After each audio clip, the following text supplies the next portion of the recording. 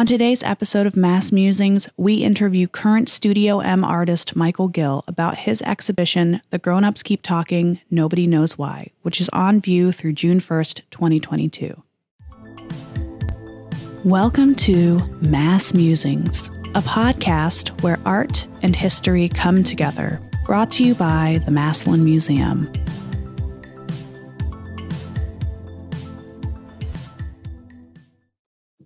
Hi, welcome to our new season of Mass Musings. My name is Emily Vigil. I'm the Studio M and Silkroom Gallery Coordinator at Massillon Museum. And I have Anna Young, our podcast producer, here with me today. Hi, Anna. Hi, how's everyone? And I would love to introduce our special guest today, Michael Gill. His exhibit is in Studio M, and it is on display until June 1st. This exhibition is part of the NEA Big Read. NEA Big Read is a program of the National Endowments for the Arts in partnership with Arts Midwest. Michael came to woodcut and letterpress printmaking as a writer in the midst of a career that began with poetry and evolved into long-form journalism. He has published poetry in Rolling Stone magazine, dozens of literary journals, and several chapbooks. His woodcut and letterpress works have been exhibited in numerous shows nationally and internationally as well, in connection with a residency in Dresden, Germany. His books are held in many special collections, to note the Cleveland Public Library, Columbus College of Art and Design, and Baylor University, as well as special collections in Germany and in Cuba. They are also part of private collections in Germany, France, and the UK. Michael has a BA from Hiram College and an MFA from Eastern Washington University. He is a longtime writer on the arts in Northeast Ohio and founding editor and publisher of Can Journal, the award-winning magazine of visual art in Northeast Ohio. I am so excited to have Michael with us today to bring these books that he's made to life and to chat about his experiences. Hi, Michael. Hi there. Thanks so much for that great introduction and for doing this podcast. It's terrific to add a new dimension to the shows that you're putting together. Wonderful. So let's start out with you introducing us to your show and to the two books that you have highlighted in this exhibition. Sure. So The Grownups Keep Talking, Nobody Knows Why, is a show of two artist books and the prints that are on their pages. The two books, the one is called Common Household Rhymes for the Modern Child, and the other is called A Pocket Full of Change. And they look like children's books. They have a picture or two on every page or spread. The pictures are brightly colorful, and they're made from woodcut prints, or they are woodcut prints. So the books are not reproductions. They're original prints printed by hand. So every picture on every page was printed by hand by me from pieces of wood and from movable type. So it's kind of a labor-intensive process that's on display. But the two books, the one is a collection of rhymes, common household rhymes, and they are, very domestic. They're very much about familiar experiences within a family or in somebody's house. There's cats, there's mice, there's goldfish, there's bicycles, which I love. A workbench, a cluttered workbench. So that sort of thing in common household rhymes. And the second book, A Pocket Full of Change, is about a boy who goes out one day on his bicycle with a pocket full of coins, and one by one, in order, puts them all on the railroad tracks to be run over by trains.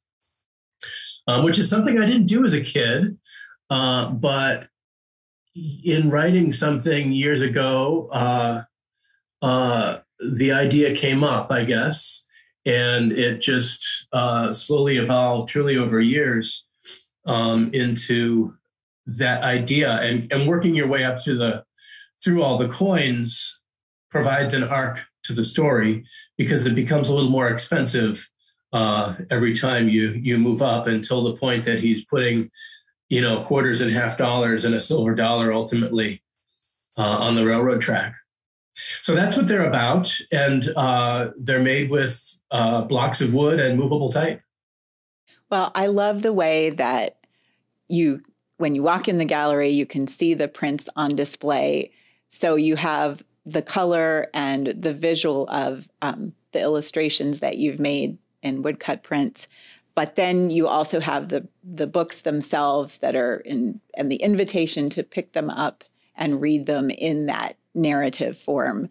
It's actually the first time that we have had a bookmaker in Studio M. So I'm excited about having that. So I would love to know about the story of how you became a writer, how you became a printmaker, and then how you became a bookmaker. Sure. It all, I would say, came from writing,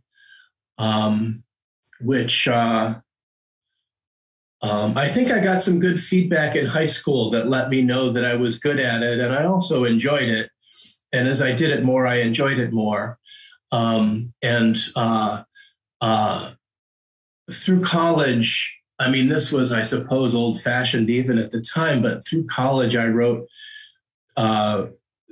hundreds of snail mail letters to friends and some family members. I had some very supportive aunts, and my mom and dad, of course, and some professors also who became correspondents. And, there's the idea of how you get good at something. You practice, or you need to put in, I don't remember what Malcolm Gladwell's idea was, 10,000 hours or something like that. I certainly got just an enormous amount of practice writing hundreds and hundreds and hundreds of thousands of words in mostly typed letters. And so, and I remember thinking about those even while I wasn't writing them, like kind of composing them in my head as I, walked around the campus or went about my days. And I ended up studying creative writing in graduate school, specifically poetry. And when I graduated, began to make a living with writing skills, if not directly in poetry, of course, or that's difficult anyway. So I wrote for a couple of promotional jobs and pursued poetry as a creative pursuit. And did that for years. And as those things go, somewhat successfully, I published a lot of individual poems and little groups of poems in magazines. And as you said, I was in Rolling Stone once and published several chapbooks. And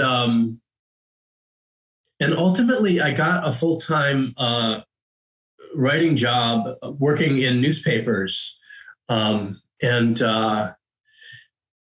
Just as life goes, I stopped writing creatively for a little while. My wife and I, bought a house and had a couple of kids, and all that is pretty consuming. And then besides that, I was writing all day at work. And so I got into printmaking sort of as a result of that. When I went back to writing creatively, my kids were, just beginning to learn to read. And if you have kids, you know that for a little while, you can't leave them alone. They need 100% attention. They have to be, watched all the time. But as they are able to read and do some other things, they can entertain themselves or they can play by themselves, and they need a little less attention.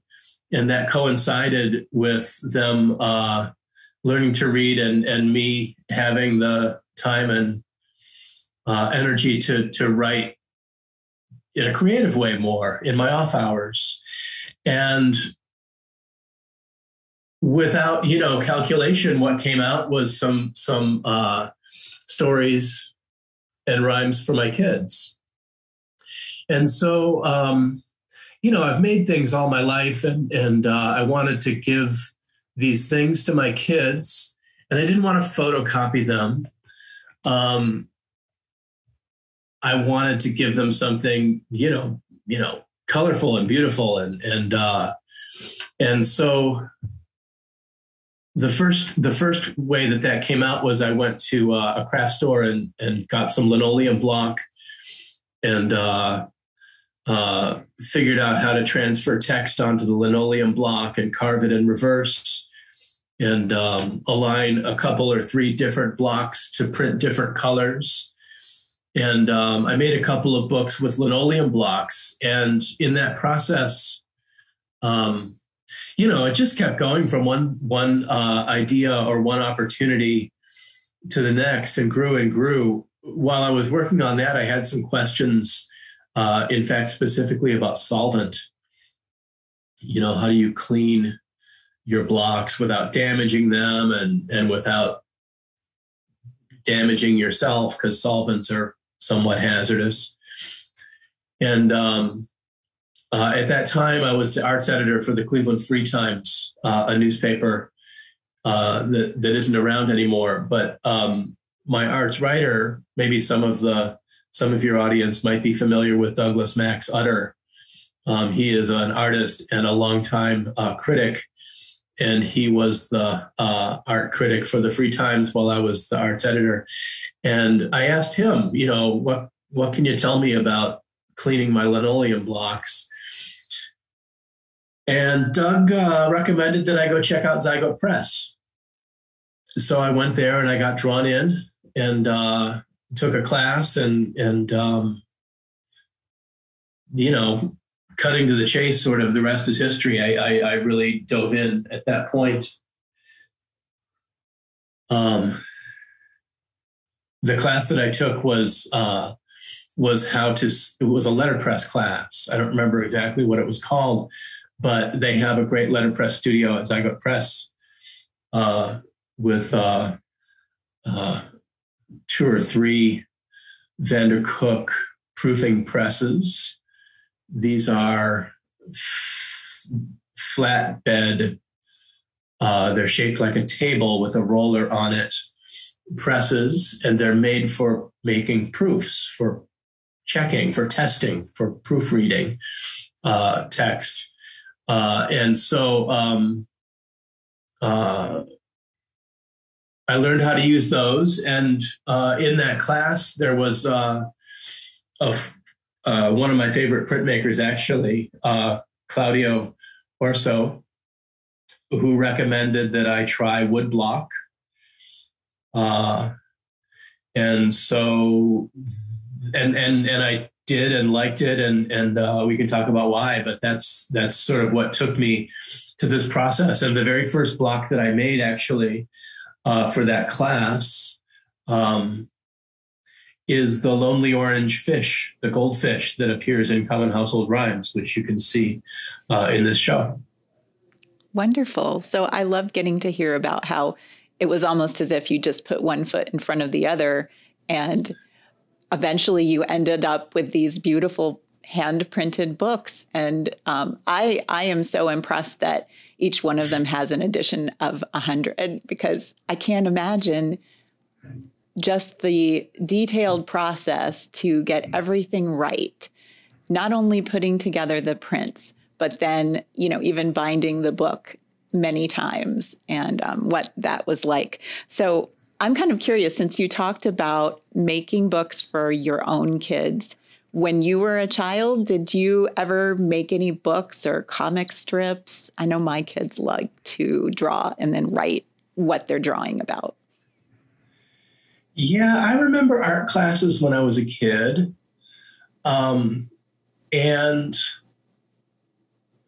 we absolutely had books, some of which, everybody has their favorite children's books. We spent a lot of time with them. I didn't take it up as a creative pursuit, writing that is, until at least high school. Like I did some creative writing occasionally in high school. But those were typically for assignments. I didn't just do it of my own volition, or for letters, like letter writing. I wouldn't separate really from creative writing. It's communication, but I mean,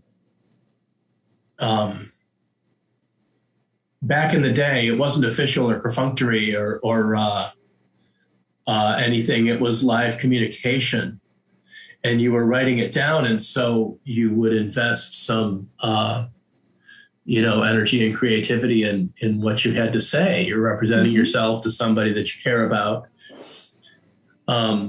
So I guess if college is still childhood, I don't know. That's really when I started to do that. Well, it's certainly youth. I mean, I would say. Yeah, for sure. Like when I was a kid, the creative opportunities that I had were really in my dad's workroom. My father was an engineer by day and a woodworker by night. We have a bit of his furniture around my house, which we use, benches and stools and cabinets and things. So he had a well-equipped workroom when my brother and I were kids, and we had the use of the place. And, so we made the things that kids make. We made little boats, and we made airplanes, that some of which actually did fly. Wow. We used a whole lot of recycled material because we didn't, as kids, we certainly weren't going to the lumber yard to find supplies for projects. So we used like crate wood. You could get like peach crates or whatever from the grocery store often, and they were made with pine, but like solid, wood. And so my brother and I made things like that. That's great. As far as making those books in quantity, there's a sense in which once you've made one, there's so much time invested in the setup and getting to that point that you really ought to make a bunch. If it takes me to set up to print one block, if it takes, like I have to go to the studio, so let's count that kind of time in the whole process, because it's not right here in my dining room. I go over to the Morgan Conservatory or Zygote Press and get set up. And I'm going to have to clean up. And so by the time I consider set up, the alignment of a block in the right place, and then what it takes to clean up, I've probably got an hour and a half or two in the process to make that first print.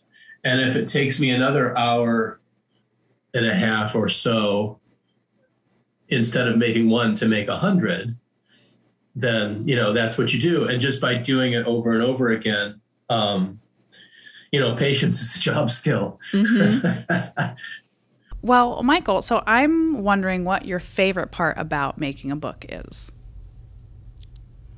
I certainly have been the most invested in the writing part. Play with language is always will be a constant in my life, I think.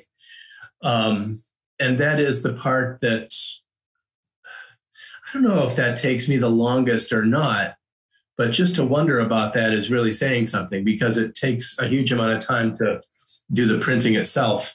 But there is a lot of rumination, and just thinking and revising and reinvention, I guess, that I do. Sometimes things happen fast, but I tend to spend a lot of time writing. However, as far as a specific moment, so there's a thing about printing in multiple colors that brings some really incredibly rewarding, visually fun moments. And that is that when you turn one of these presses, it comes out the other side with something new, right? And so printing, if I have an image that has 5 or 6 or 7 colors in it, oftentimes the last color is the black one that makes sense of it all.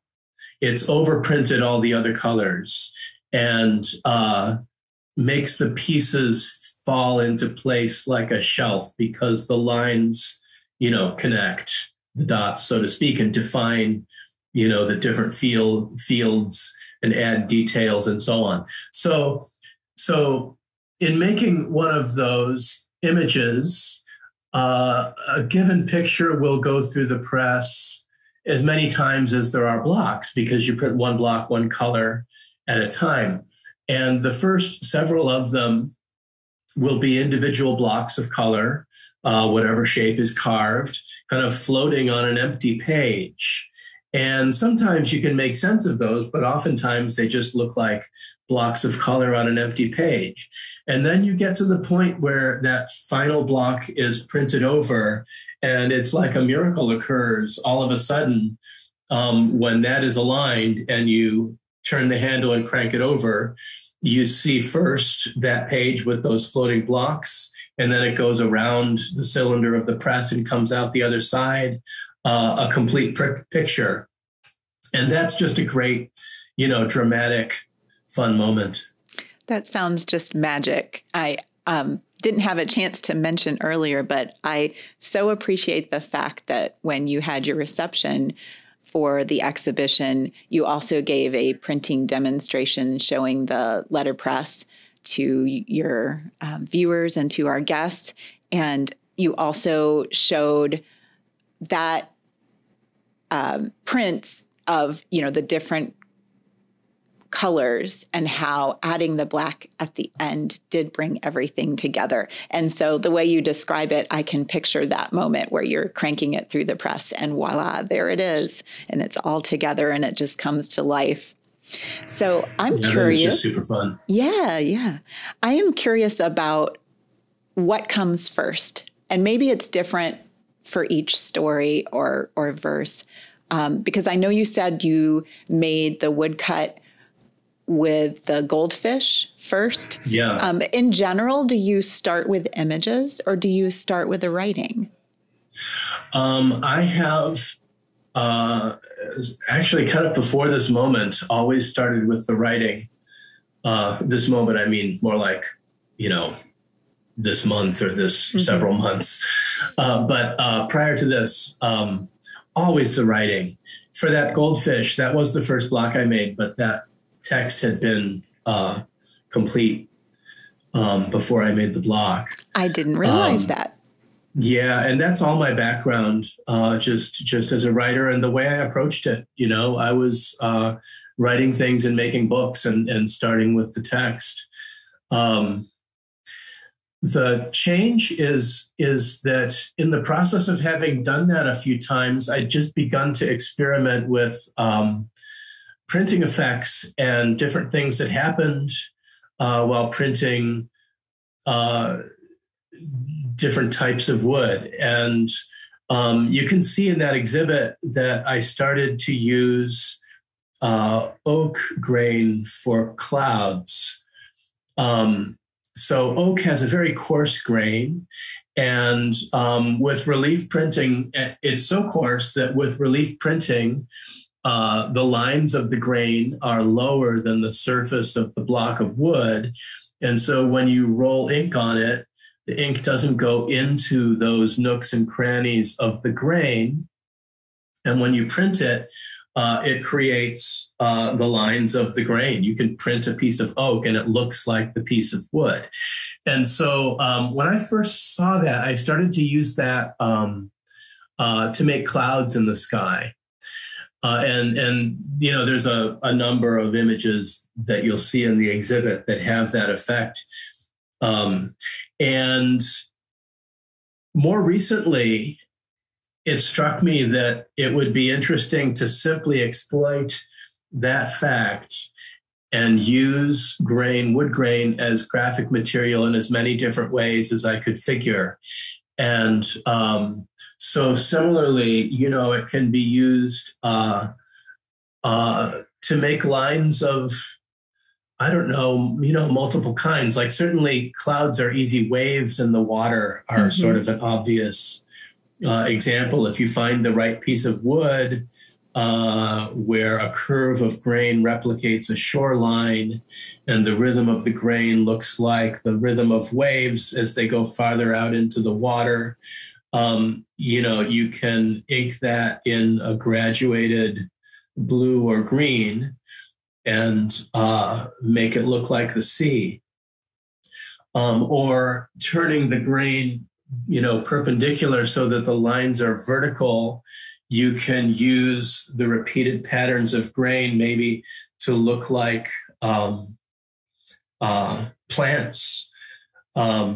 I found a great piece of wood that has really dramatic curvature of the grain that looks like plowed fields with and by printing that piece in brown like dirt and printing it that actually first by printing a background of green and then by printing that piece that I described over the top of it in brown like dirt, the green shows through those lines of grain and looks like plowed fields with plant growing, you know, like a farm. And so so the project that one of the projects that I have in its early stages right now is starting with the images first. And I haven't actually really begun to write that yet. I've been basically looking for pieces of wood that I can use in different ways. And I don't know if that'll continue, that if I continue to do more projects that start with the image, or if I will, you know, get back to starting with the text only, or how that will unfold. I don't know. Well, that's part of the adventure of being an artist. For sure. So I would love to know about your work at Can Journal, for perhaps some of our audience who isn't familiar with Can Journal, the visual art magazine of Northeast Ohio. How has that job influenced your artistic work? That's an interesting question. CAN stands for Collective Arts Network. And CAN started 11 years ago now. We've been publishing a full 10 years. And it started organizing in 2011 at Zygote Press. My friend Liz Moggins was director at that time at Zygote, and she had organized a series of conversations with other art organizations to talk about things that they could do together, just generally to support each other. You know, economic times were tough. The recession had happened. Endowments were down, and a lot of organizations were having a hard time. And so they talked about a number of things, job sharing and bulk buying, ways to save money, but kept coming back to the need to get the word out about their programs and document them too. The reason that was a subject was because at the same time as the level of arts activity and the number of organizations was climbing in Northeast Ohio. There was more going on than ever. At the same time, the news media that had once robustly covered it was going the other way.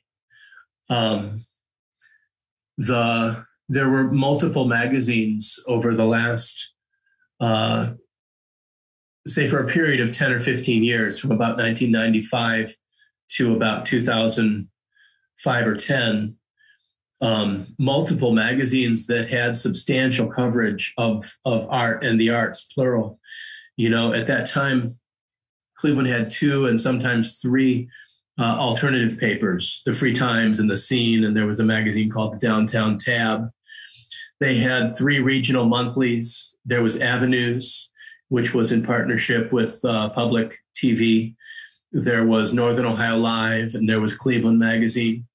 They had a full section of arts coverage every day in the daily paper, The Plain Dealer. There were beat reporters assigned to classical music, to dance, to visual art. They hired freelancers to cover visual art shows. There was a beat reporter about arts and the economy, somebody assigned to cover art and the arts, plural, and the economy. And so by 2011, all that had gone away.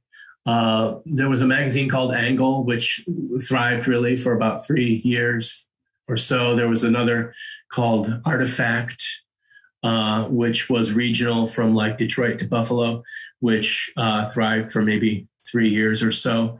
Both of those, the Free Times, 2 out of the 3 monthlies, all those things were gone. And so,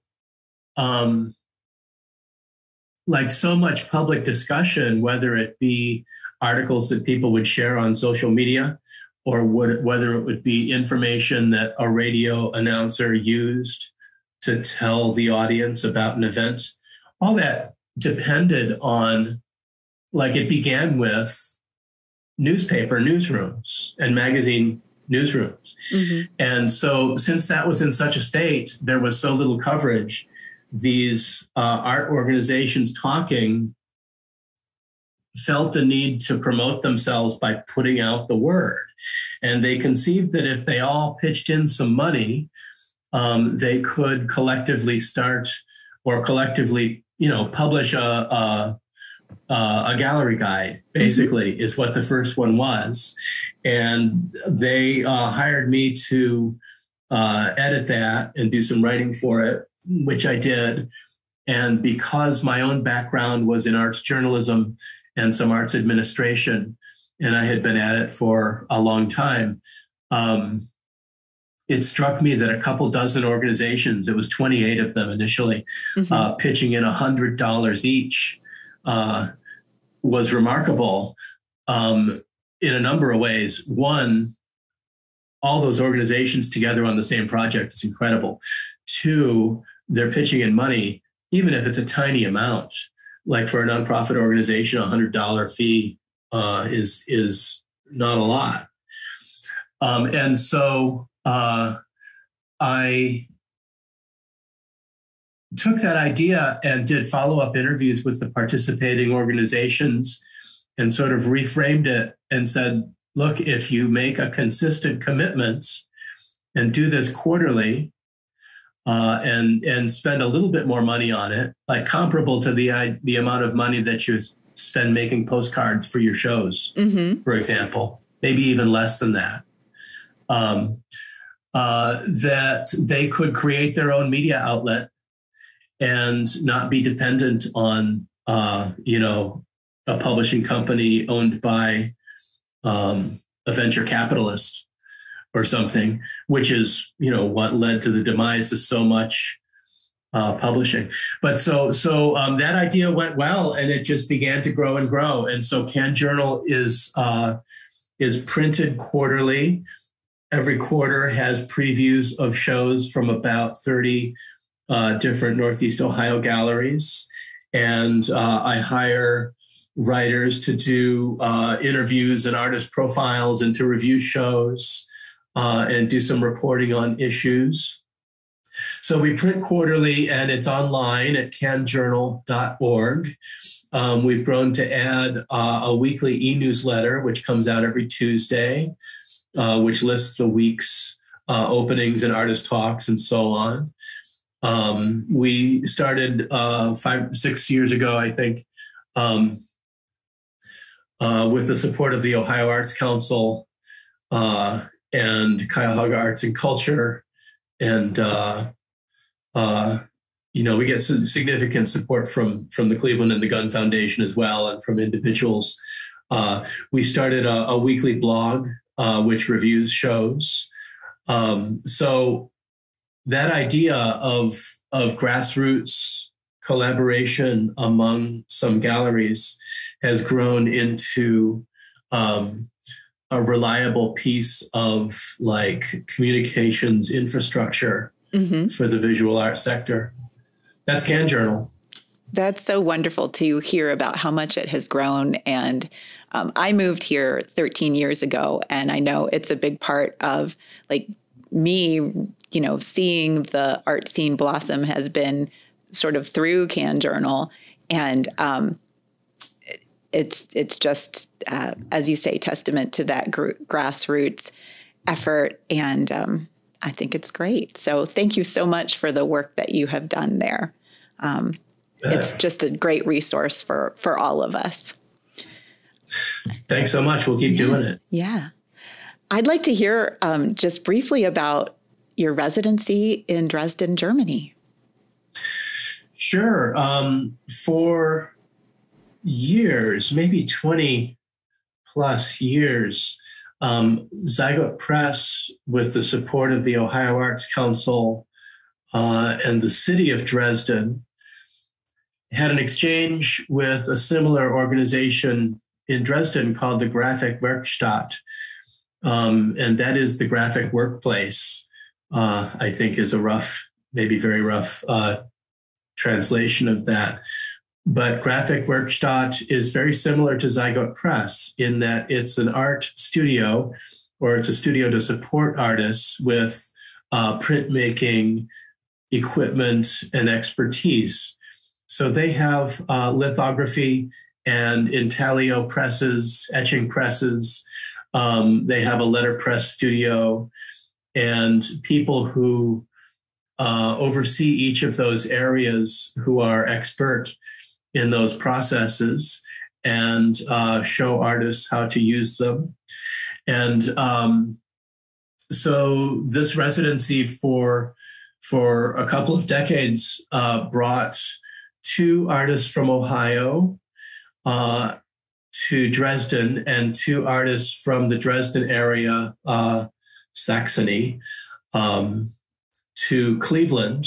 And the German artists would be in residency at Zygote Press, and the Cleveland artists at Graphic Werkstatt. And it was a terrific relationship that has resulted in some lasting connections and friendships. Really, a really tremendous experience. They were really supportive. Dresden is a fascinating city. I love bicycles, and Dresden is a great place for that. So I made it a point in the first couple of days that I was there to get a bicycle. And so that's how I got around town. Dresden is remarkable. I don't know if folks know that this is the place where the Kurt Vonnegut novel Slaughterhouse-Five was set. It was bombed terribly at the end of the Second World War. And so there's a swath of the city which looks like the 60s and 70s because all the buildings are from that period, because prior to that it was leveled. However, around that, everything is 200, 300 and sometimes more years old, and truly just beautiful. So it's you can see that history like physically in the landscape, which was interesting. I love the piece you put in Common Household Rhymes, where you're talking about that experience of bicycling at night in Cleveland. I don't know if you might be interested in talking about that. Sure. So I have been a fan of cycling in different ways since the 70s. I took up racing in the very late 70s as a kid. A high school, the racing class in the U.S. is called juniors, and rode bikes a lot, and I've done it ever since. That poem, it begins, we go flying on our bikes through the city at night. We've got generator lights front and back, red and white, and goes on about the experience of riding through it's Cleveland at night, specifically because it's a fascinating thing to do. Like a lot of Northeast cities, there's a lot less people around at night because people go home from work. I guess this is going on in the early 2000s or so, 2005 or 6 or 8, that there was a group of people, young guys, mostly guys, who would meet at 10 o'clock on a Wednesday night on Public Square in Cleveland and just go for a bike ride and ride around in the city. And the vacancy of those streets was just remarkable, like the very few people and very few cars, and it's just a fascinating experience. Yeah, it sounds amazing. And I love the woodcuts that you have in the book from that particular poem. Those ones were fun. They used this effect of overprinting yellow light so that it casts light out the windows of storefronts and so on. They have kind of an Edward Hopper feel of loneliness, because you can see these buildings with storefront windows and light projecting out of them and no people inside. That's a thing that I like about those in particular. So, Michael, who is your favorite contemporary printmaker right now? I know that you had mentioned Claudio earlier. Yeah, Claudio is certainly a favorite. He has a great expressive quality in his prints that I've always admired. For technical expertise, there's a woodcut printer in Madison, Wisconsin, Bruce Crownover, who makes landscapes that are just incredibly, skilled and detailed in the nuance of the color and the registration of multiple blocks.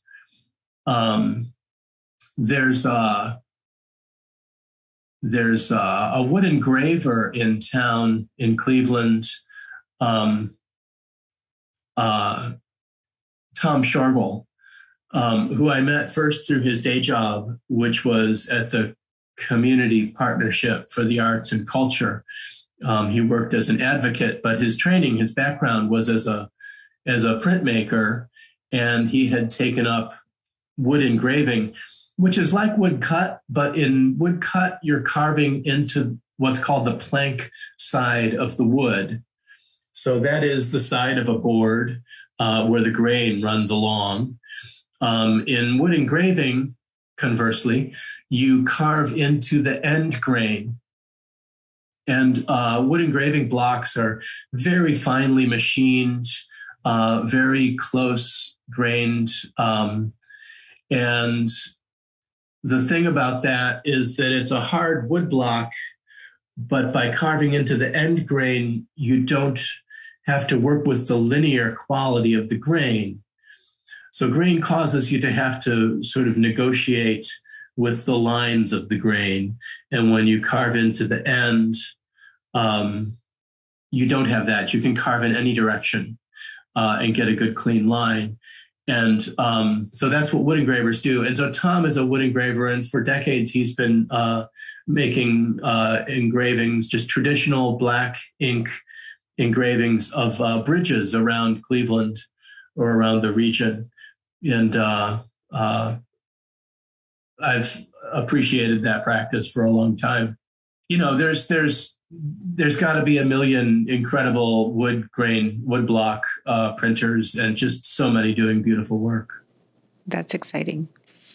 So when you came to do your artist talk, you also shared the letterpress printing as a demonstration, and even brought a small press in. So if you wanted to tell our audience about how setting type works, if they are not familiar with that, you're so great at describing things.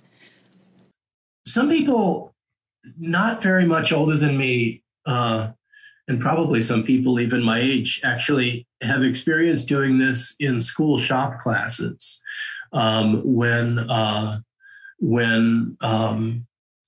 public schools used to have vocational education departments, it wasn't unusual for them to have a press of some kind and some letterpress as some element of the curriculum where people would learn to set type. So there's a fair amount of people that have had some exposure to this process.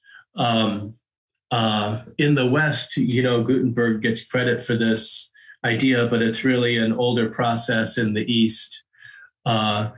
It involves individual cast or carved blocks in the shapes of letters or characters that are all so consistent that you can line them up in rows to spell out words. And the consistency extends to the height of them, so that when you roll ink across the top, they are all the very same height and get ink evenly applied. Mm-hmm. And so obviously this is a long tradition, and this equipment is in old print shops and warehouses and barns all over the U.S. And there's been somewhat of a revival of it. Sort of early in that process is how places like Zygote Press and the Morgan Conservatory began to acquire these machines, because they were being phased out of commercial use and less, useful in commercial printing. However, they're large and they're heavy. They take up a lot of space. And so those presses were available to those shops, and they were able to set up studios so that people like me, who never had that as a kid, mm-hmm. could learn how to do that process. So it's sort of a great thing for the obsessive compulsive, in that it requires great attention to detail and lots of meticulous adjustment as you line up backwards, one by one, the letters that form out words and sentences and paragraphs and ultimately whole books. So you mentioned Zygote and the Morgan Conservatory. What was your favorite thing about working in those studios? The community that there is. And it's sort of a double-edged sword in a way. When you make time to get work done, you want to get work done. Maybe you don't want to talk. Mm-hmm. But the incredible thing about both of those places is that there are multiple artists who are interested or who have themselves related pursuits. It might be a different type of printmaking, or their project or their process might be completely different, but they're artists making their own work in the same studio, using the same or similar processes. And that's just a really fertile ground to have a place to go with like-minded individuals who can follow your process, see what you're working on, show you their own work, and talk to you about it. You can ask them questions. I would say that the community aspect of those places. We talked a little bit about Zygote Press. The Morgan Conservatory is similar in that it's a community-based studio, and they also have letterpress and other printmaking equipment. The Morgan, their main focus, though, is handmade paper. And so they have machines and other equipment for exactly that, for making paper by hand. So in fact, they have a garden out back where they grow their own koso fiber, which is used in an Eastern style of paper making. They grow the plants, they harvest them every fall, and they beat them to a pulp. And they use them to make their own line of paper. So they have a commercial line of beautiful handmade paper, but also to teach artists how to do that themselves. So both of those places are incredibly enabling, is the word I would use, and great community resources. Yeah, I enjoy both of those places very much.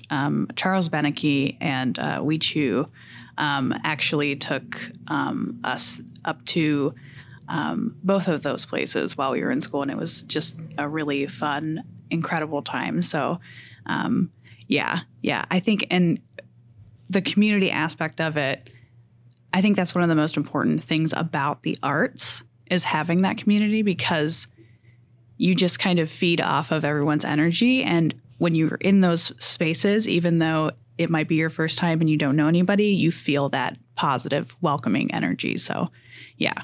So all of our listeners that maybe have not been able to get up to Zygote or the Morgan Conservatory, definitely check it out and take advantage of workshops and classes, because it's very, very fun.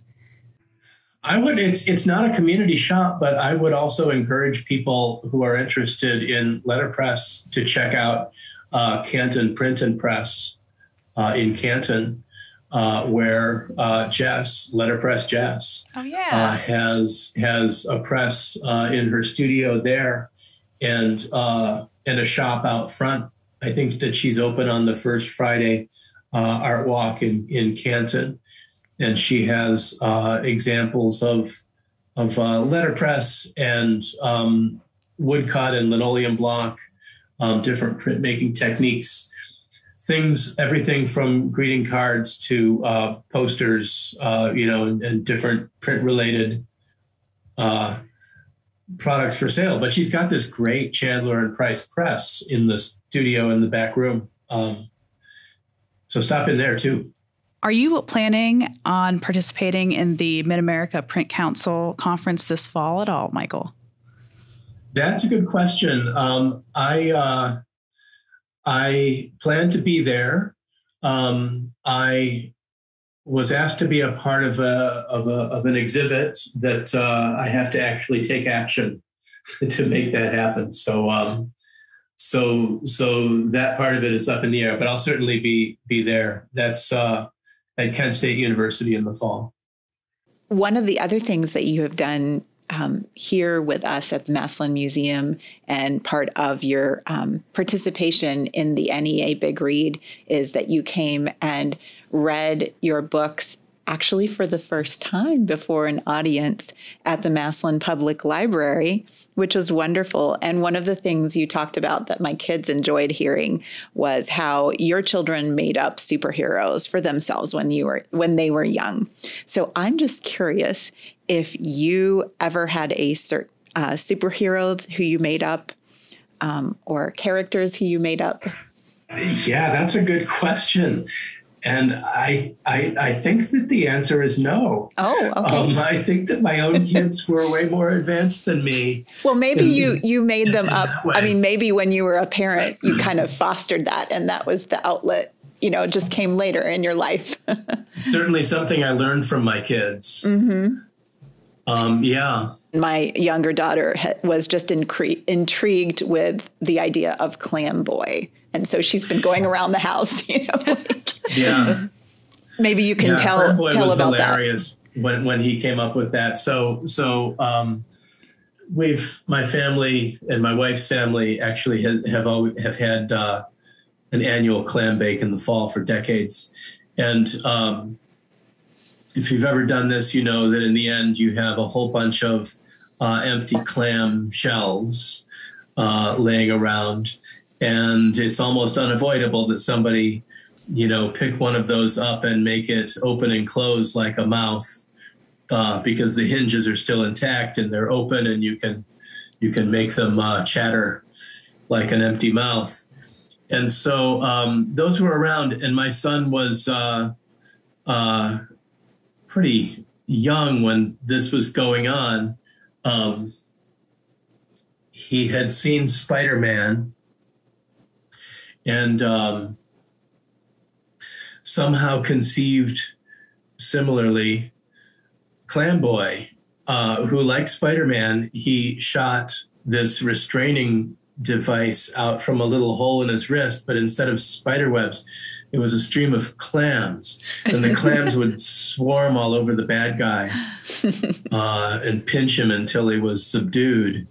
And so this became Clamboy, and my daughter he was his little sister and probably tired of that. And of course, we've had cats around the house. And so Grace invented the big sister Kitty. And the stories, these were my very first of these book projects, were made with linoleum block.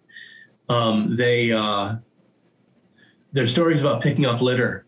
So what these two characters do is they cooperate and they pick up things like the blue plastic bags that get littered from grocery stores, or broken glass that they see in the street when they're out riding their bikes, actually.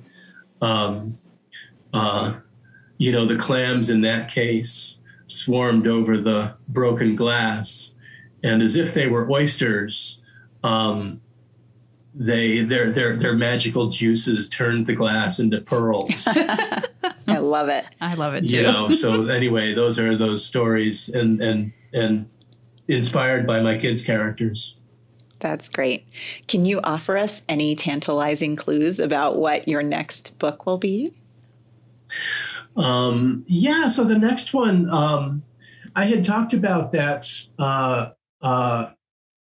a book that will start with the pictures. That one is kind of a ways off. It's really in very early stages. And these things take me years, I have to say.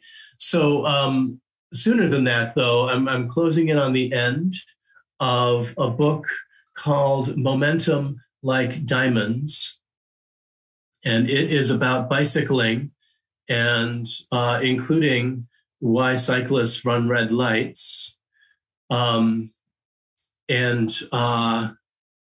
interesting thing about this book, besides that it's about bicycles, which I love so dearly, is that it's printed on paper that's recycled in a very specific way. So as I said a while ago, the printmaking process uses some solvents to clean up the ink. And, solvents are these machines are made of metal, and they use oil-based or rubber-based ink. And so the solvents that you use to clean them they have to be able to dissolve that. So they're commonly some kind of oil base. And you can do a lot with like cooking oil or even Crisco, which are totally non-toxic to clean up your ink. However, it's still oil, and you still end up with an oily rag. And there's a lot of waste that you have to dispose of. And so in order to do that a little more in a more environmentally friendly way with less waste and oil, I started to clean my press by pulling sheets of paper through it, and just to take some of the ink off the rollers mechanically, just by friction, by rubbing it off on those pieces of paper that go through. And so I did that, and rather than throw them away, I put them on the drying rack to dry. And then the next time I did it, I did it again, used the same sheets over and again. And so having done this for years, I ended up with hundreds of sheets of paper that had layers and layers of different color ink on them. So really colorful, inky sheets of paper by the hundreds. And I decided to use that paper as the paper in this book about riding bicycles. So the paper is overprinted with things that are also recycled. So I gathered all the wood blocks from my earlier books that have bicycles and overprinted those sheets with bicycle images from those. And I mounted some bicycle parts, some chain rings, some rear cogs, some tires, things that would print, and used recycled bicycle parts to print with. So it's overprinted with those. And then set the text in movable type. And so I'm almost finished printing that. It'll be not 100 of them. I didn't have that much paper. It'll be just an edition of 10 or 11. But it'll be a substantial book with, 80 pages or so. Wow. And text about riding bicycles, and specifically momentum. The title, Momentum Like Diamonds, is a reference to the fact that to cyclists, momentum is precious. Yes, I'm very excited to see that layering of the inks. I'm really excited to see. And is it kind of heavy? Does it make it a lot heavier when you're working with it? Yeah, it is actually. Also, it's most of that paper actually is cardstock, so it's a thicker paper to start with. I did that so that it would endure, that it would hold up being pulled through the printer, through the press rollers. But with multiple layers, ink has substance, and as it goes through 3 or 4 or 7 or 10 times, it adds up. It'll be completely different from any of these other projects because it has this random background of just rolled ink, which is inconsistent, and there's evidence of other blocks and all kinds of kind of cluttered information in the background, and then overprinted with the bicycle blocks and so on. I mean, they could not be more different from the ones that are on view in this show. I like the organicness of that, though, and I think that plays in with I'm friends with a lot of cyclists, and so I know how, I think that it all kind of plays in together, and it's just sounds really smart. And yes, environmentally friendly. Yes, let's. Well, I wish more people thought like you did about, how can I make less waste and less impact on the environment, especially now.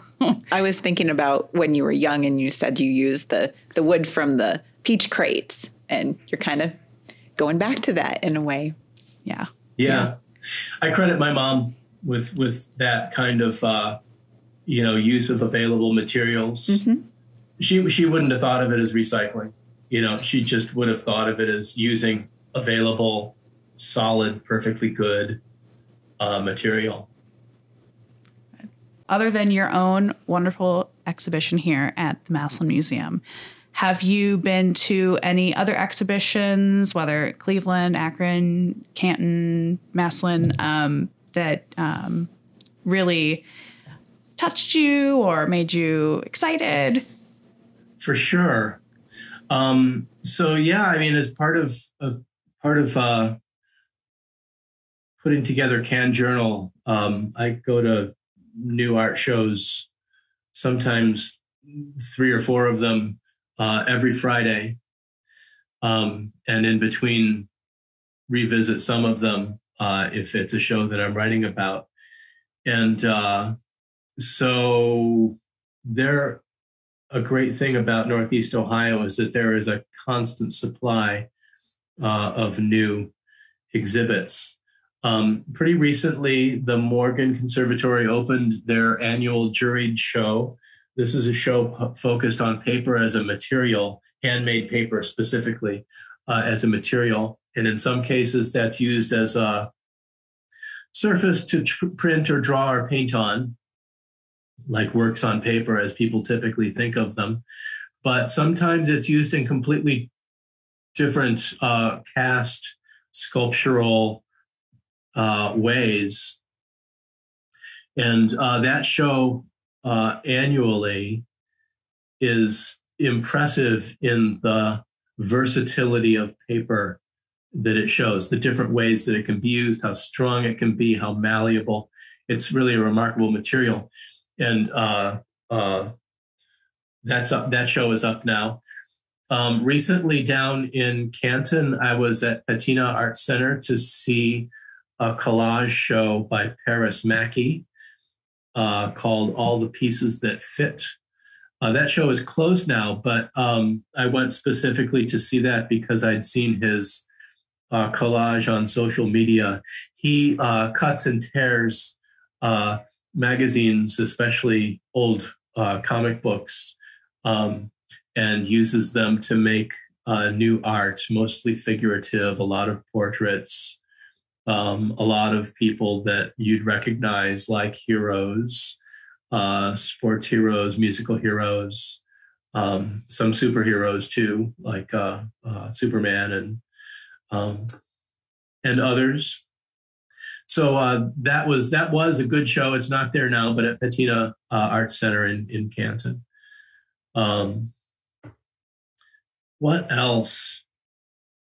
I'm looking forward to seeing soon at Wolf's gallery. Wolf's is a gallery in Beechwood. Michael Wolf is a longtime dealer. He has a show about the May Show, which was the Cleveland Museum of Art's exhibit of regional art, art of Northeast Ohio. So for most of the 20th century, that was an annual exhibit that presented Northeast Ohio artists. And so it's not happened since the 90s.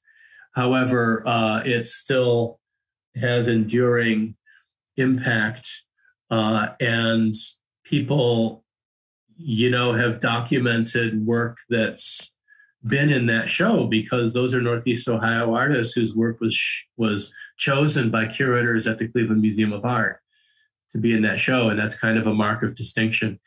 And so Michael Wolf has put together the May Show at Wolf's, which draws from the whole 20th century, but all the pieces in the show have in common that they were at one point exhibited in the May Show. That opens Thursday. Oh, that sounds very cool. There's an exciting thing that's happening this summer, the Can Triennial. And I was wondering if you could tell our listeners, for those who may not be familiar with what that is and what that's about, what to expect and where they can find the, highlighted included spaces in the Triennial this summer. For sure. So to your previous question too, I should put in a plug for the weekly Can e-newsletter. You can subscribe to this free. You just enter your email address on our website, canjournal.org. You'll see on the right side of the page, subscribe to our newsletter. And if you enter your email address there, we'll send it to you every Tuesday. And that is a weekly listing of new shows opening and artist talks and other related events every week. And that's a really good source of what's going on in this area in visual art. And so going forward from there, to your question, one of those things is the Cannes Triennial. This is an incredible summer coming in Cleveland for a number of reasons. One is that, knock on wood, the pandemic is receding. And not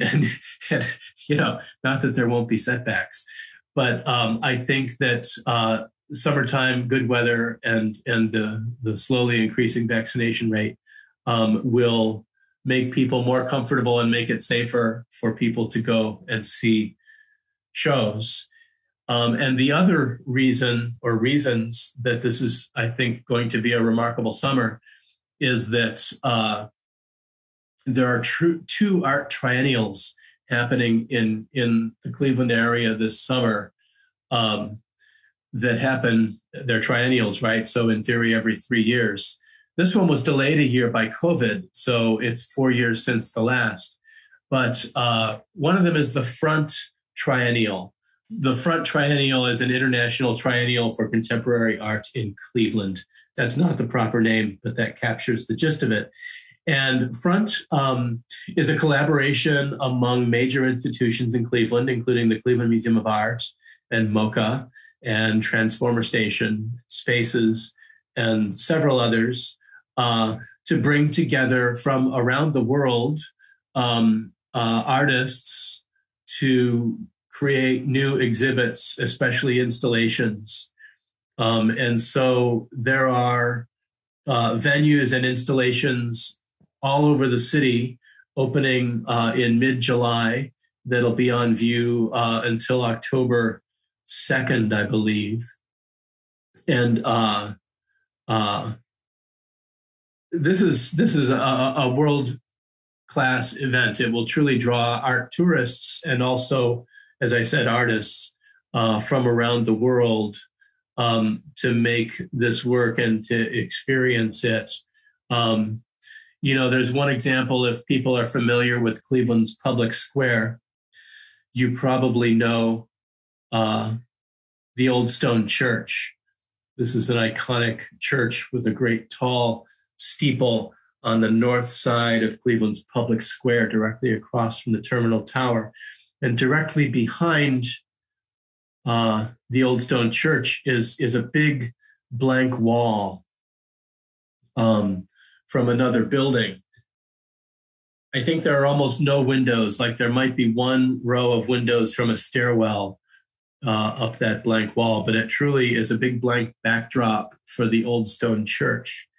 And as a part of the Front Triennial, there is a famous artist, Julie Meretu, who is painting an abstract mural on the whole of that wall. I can't tell you how many feet this is, but if you're familiar with Public Square and can picture the Old Stone Church, it will be the whole background for that scene, steeple and all. It's very large. So that sort of gives an idea. It's a dramatic example, but that gives an idea of the scope of what the Front Triennial is.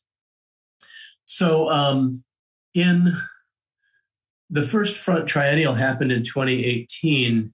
And when that was being organized, artists of Cleveland realized that all this international attention and all these international artists were an opportunity for them to maybe share the spotlight or add in synergy to the exhibits. And at Cannes, we were hearing about this, and the question was, how do we get involved? And, the first answer was, well, just do something yourself, put on a show, and this will be going on in Cleveland, and you'll have a chance maybe to get the audience's attention. And at Cannes, we realized that if everybody did that, it would be everybody raising their hands at once, and it would be difficult to coordinate and for anybody really to get attention. And so we created Cannes Triennial to be sort of a coordinated regional response. So instead of having an international focus, the Can Triennial is focused on artists of 7 Northeast Ohio counties that are exhibiting work in 17 locations. So we've partnered with some of these galleries that are involved with Can Journal. So they're clustered in neighborhoods so that you can go to a neighborhood and park your car and walk around and go to a couple or several different exhibits in different venues. And they're places like Zygote Press and the Morgan Conservatory, and also Praxis, Fiber Studio, and Waterloo Arts, and Brick Ceramic Studio. Those are all clustered pretty tightly in a neighborhood. And down on Playhouse Square, the galleries at Cleveland State University, and also Bonvoy, the oldest gallery in Cleveland. It's a 78th Street Studios complex. We're at Art Neo, which is the Museum of Cleveland Art. Not the Cleveland Museum of Art, but the Museum of Cleveland Art. So they have a regional focus. There are 17 of those organizations in town. So installations curated for the Can Triennial will be installed in those. And we open July 8th with a party at the Morgan Conservatory. So come on down. That should be a ball.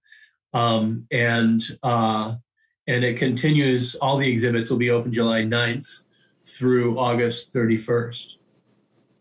Wonderful. It's just so exciting to have all of that energy and exposure, not only for the region, but also that we can see our connections to the international art scene.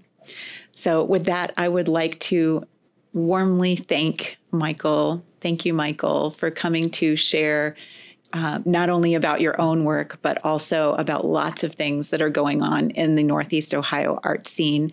And I can't wait for our listeners to come and view your exhibition in person. I love how the woodcut prints and handling the books yourself, you just get a really full experience of the artwork. One of the things I love about one of your prints is the reflective quality of the ink. And actually, come to think of it, your book, A Pocket Full of Change, has that featured as you have printed the coins that are laid down on the railroad track. And that's something that you just can't appreciate without seeing the artwork in person. So Michael Gill's show runs to June 1st. So you still have a little bit of time to come and visit the Massillon Museum. Thank you so much, Michael, for joining us today. You bet. Thank you so much for doing this. It's been a pleasure talking. All of us at the Massillon Museum would like to thank our funders, Arts and Stark and the Ohio Arts Council, for making programs like these possible.